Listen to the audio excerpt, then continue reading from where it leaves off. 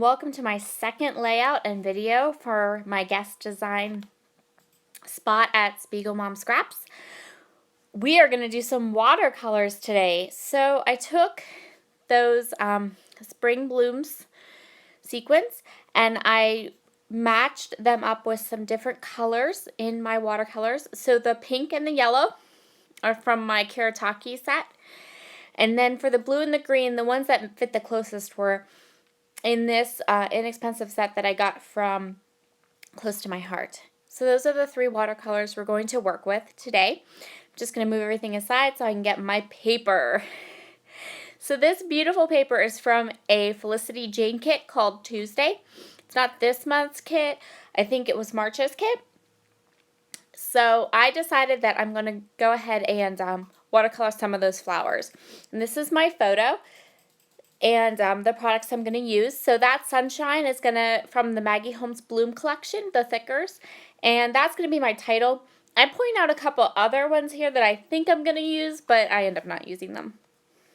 I also have these adorable cork butterflies from the Spiegelmom Scraps store. So I had these in my stash beforehand, and I only have two left, but I'm going to use them both. And I also pull out that colorings from Shimmers, but I don't use that. And a butterfly punch because it kind of matched the cork, and I thought maybe I would need it if I needed more butterflies, but no, we're just going to get to painting. So I am using a really, really fine tip brush to do the leaves, and then I also use it to do a couple other pieces of the watercolor. This is the Close to My Heart, and so usually I don't mix my watercolor palettes. I either use the Close to My Heart one, or I use my Karatakis, or I use another cheap, inexpensive set I have of shimmer watercolors. But because I was trying to match the colors in those sequins, I mixed them, and I discovered very quickly why Karataki watercolors are awesome and how different they are from those inexpensive kits that you can get at Close to My Heart. Or I think these are the same watercolors that like Michael's Artist Loft. It's all kind of the same, but they're a little chalky, and you can really tell the chalky when I get all done here. So now I have all of my watercoloring done. I just kind of went through all of that and did it off camera. And then I also put the Spring Blooms sequins. And I did a little bit of an extra one there and fussy cut it so we can get to work on our layout now. So I'm going to go ahead and start by putting some things away. And then I'm going to put down, so I cut this to 6 by 12, and now I'm putting a ton of tape on the back because it did warp a little bit. I didn't use a ton of water because I really wanted those colors to be vibrant and bold.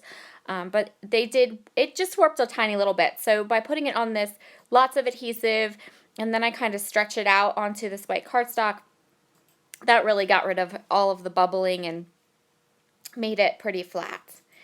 So I'm going to use that as the base or the bottom of my layout. And I'm going to let this just be there and be a showpiece because the watercoloring to take a long time and it's really pretty. And I'm going to grab this yellow strip and put it up at the top above that 6-inch paper that I watercolored. I also decided I didn't want that bottom piece to be really busy, so I didn't watercolor all of the flowers. I just kind of watercolored random sets. And there is my photo. So, oh, my phone went off. Sorry about that. My photo is a picture that I took outside of my scrapbook room window, and I actually entered it in the Paper Issues I Spy with PI photography contest, or their little prompt thing that they do, and it was actually picked not as a winning photo, just as like an honorable mention. And then actually one of my photos did win, and I'll do that one. I'll scrapbook that one later on. So what I did now was I went through the Tuesday kit and I pulled out some papers and some Project Life cards that I can use to mat my photo and place them on the back of my picture. And so I'm going to do some messy mats. I'm going to do this black and white kind of scribbly polka dot kit, and all these papers are from that same Felicity Jane kit. So I'm going to start with that kind of basis for this picture. So sometimes I take photos that I just love, and this picture I just loved. and there's no real story behind it. So you'll see here how I'm going to handle that. I'm not really going to add journaling necessarily, but just to make it a really pretty page. And I like to have those in my album just every so often, especially when the seasons change. So I like to do maybe a page or two that's just really pretty winter pictures, not necessarily people or stories to go with them. And I put glue on the wrong side of the paper while I was doing my layers there. So now I'm just going to go ahead and I'm going to finish up those layers. I'm going to cut this little black and white polka dot in half and place some at the top and some at the bottom so that they kind of peek out, and I have a nice mixture of patterns all around my layers. And I'm going to go ahead and put them right there towards the bottom a little bit. And now I'm going to add that cluster of flowers that I watercolored and fussy cut because I wanted to bring some of the flowers from the bottom up to the top. And even in fast forward, it takes me a long time to put this picture down. I don't know. I'm just slow. I'm a super slow scrapper. Now I'm going to work on the butterflies. So I want there to be little whimsical tails on my butterflies. And I'm going to do that by pulling out my Kiritaki watercolors and the blue color that I used on the flowers below. And I'm going to go ahead and I'm going to start with the larger of the two butterflies. And I'm going to create a little whimsical tail that kind of runs down through the other side. And then I'm going to let that dry. I'm going to go ahead and take the backing off of the larger butterfly and place it there. But I'm going to let it dry because I want to do another little whimsical tail with the little butterfly, and I want that to be blue. And so I know I need to let the yellow dry so that they don't mix together. So now I'm going to use that Sunshine title from Maggie Holmes as the title of my layout, and I'm going to pull out these adorable honeybee stamps by Melissa Goebel. I hope I am saying her name right. And they're brand new stamps. I just got them. You can see them all kind of close up in my video with my National Scrapbook Day products I bought. This is one of the things I bought. And this stamp set has all these little words like captured and documented. And so I'm going to use them kind of like as my journaling and as part of my title. So part of my title, my full title is going to be Sunshine Through My Lens. And then I'm going to use all those words that talk about photography and capturing photos and being a photographer and those kinds of things, because that's really what this page is about. It's not really about a story or anything going on like with my family or my kids. It's just about a beautiful photo that I took and wanted to document. So I'm going to go ahead and start stamping out my title, and these are brand new stamps. So the first thing I'm going to do with each part of this title and kind of quasi journaling that I'm going to do is to stamp it off. And if you look at that, so the next time I show you that piece of scratch paper that I'm using to stamp off, you'll see that there's little swatches of watercolor on them. And the reason for that is because when I was preparing to watercolor and do this page, my little boy was with me and he was looking at my Kiritaki set. And when you look at the set, a lot of times like there's a blue and a black and a purple that all pretty much look like black. So he was asking me, Mom, why did you buy these paints with three black paints? And I was showing him that they weren't black, they just looked black on the palette.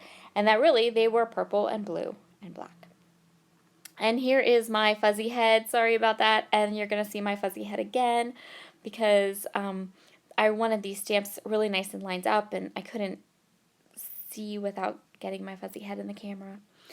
And now I'm just kind of looking at those, and I'm making sure that I do a little bit of the words and flip them around a little bit, because a lot of the ones that say, like one says photography and one says photographer, and I didn't want them all, those words all together right beside each other.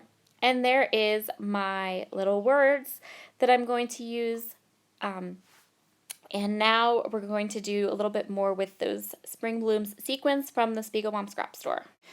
So what I did was, in that fine line bottle is just some Scotch Quick Dry adhesive. And all I'm doing is I am placing 5 little dots there, almost like where I would want to place enamel dots if I was using enamel dots, but I'm using sequins. And then I'm going to place them right on the little glue dots I created.